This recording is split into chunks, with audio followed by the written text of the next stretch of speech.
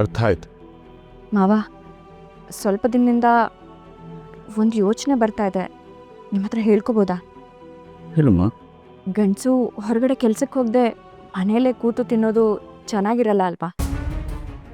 ಅದು ಅಲ್ಲದೆ ಕೇಳಿದಾಗೆಲ್ಲ ಕೇಳಿದಷ್ಟು ದುಡ್ಡು ಕೈಗೆ ಸಿಗ್ತಾ ಹೋದರೆ ಆ ದುಡ್ಡಿನ ಹಿಂದಿರೋ ಕಷ್ಟ ಗೊತ್ತಾಗಲ್ಲ ಅಲ್ವಾ? ಹೀಗಿರುವಾಗ ಕಷ್ಟಪಟ್ಟು ದುಡಿಯೋದನ್ನ ಕಲಿಯೋದು ಯಾವಾಗ ಹೇಳಿ? ಮಾವ, ನೀವು ಇಷ್ಟು ವರ್ಷದಿಂದ ಈ ಮನೇನ ಕಾಪಾಡ್ಕೊಂಡು ಬಂದಿದ್ದೀರಾ. ಹಾಗಂತ ಬಿಸಿಲಲ್ಲಿರೋರಿಗೆ ಎಲ್ರಿಗೂ ನೆರಳು ಕೊಡ್ತಾ ಹೋದರೆ ಬೆಳಿಬೇಕಾದವರು ಬೆಳೆದೇ ಹಾಗೆ ಸತ್ತೋಗ್ತಾರಲ್ವಾ? ಕೃಷ್ಣ ಕೆಟ್ಟವನಲ್ಲ ಮಾವ, ಆದರೆ ಅವನಿಗೆ ಬದುಕಿನ ಬಗ್ಗೆ ಗೊತ್ತಿಲ್ಲ. ನನಗನ್ಸೋ ಪ್ರಕಾರ ಅವನಿಗೆ ಆ ಥರದೊಂದು ಅವಕಾಶನೇ ಸಿಕ್ಕಿಲ್ಲ ಅನಿಸುತ್ತೆ. ಸಾರಿ ಮಾವ, ಜಾಸ್ತಿ ಮಾತಾಡ್ತಿದ್ದೀನಿ ಅನಿಸುತ್ತೆ. ನನಗೆ ಇದ್ರ ಬಗ್ಗೆ ಎಲ್ಲ ಮಾತಾಡೋ ಅಧಿಕಾರನೂ ಇಲ್ಲ. ಆದರೆ ಈ ಮನೆಯಲ್ಲಿರೋ ಪ್ರತಿಯೊಂದು ವಸ್ತುನೂ ನಂದೇ ಅಂತ ಅಂದ್ಕೊಂಡಿದ್ದೀನಿ. ಅದಕ್ಕೋಸ್ಕರ ಹೇಳ್ತಾ ಇದ್ದೀನಿ ಅಷ್ಟೇ. ಕೃಷ್ಣಂಗೆ ಜವಾಬ್ದಾರಿ ಕೊಡೋ ಹಾಗಿದ್ರೆ ಕೊಡಿ ಮಾವ, ನಿರ್ಧಾರ ನಿಮ್ಮದು.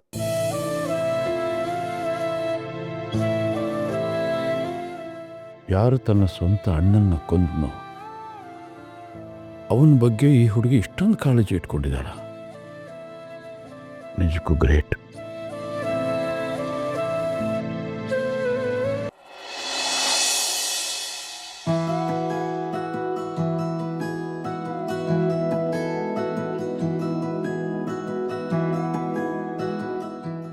ಇಲ್ಲಿ 4 ಜೋಡಿಗಳಿವೆ, 5ನೇ ಜೋಡಿ ಕಾಣಿಸ್ತಾ ಇಲ್ವಲ್ಲ?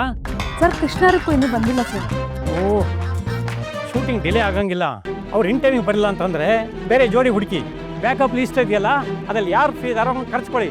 ಅವರಿಬ್ಬರಿಗೋಸ್ಕರ ನಾವು ಹೋಲ್ಡ್ ಮಾಡ್ಕೊಂಡು ವೆಯ್ಟ್ ಮಾಡೋಕ್ಕಾಗಲ್ಲ. ನಾವೇ ಸರ್.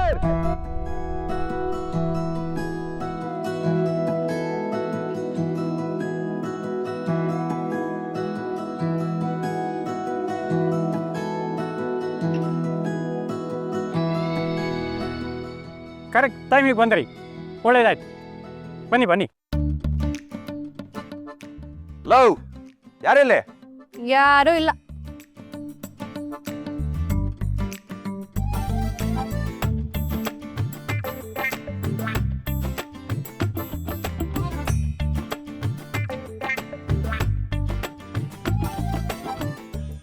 ನೀನಾ ನಂಬರಿಂದ ಕಾಲ್ ಮಾಡಿದ್ದು?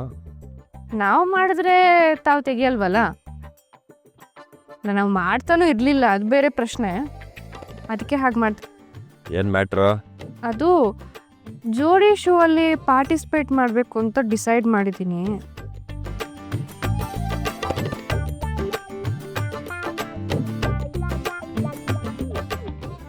ಸುಮ್ಮನೆ ಟೈಮ್ ವೇಸ್ಟ್ ಮಾಡ್ಬಿಡ ಹೋಗಲಿ.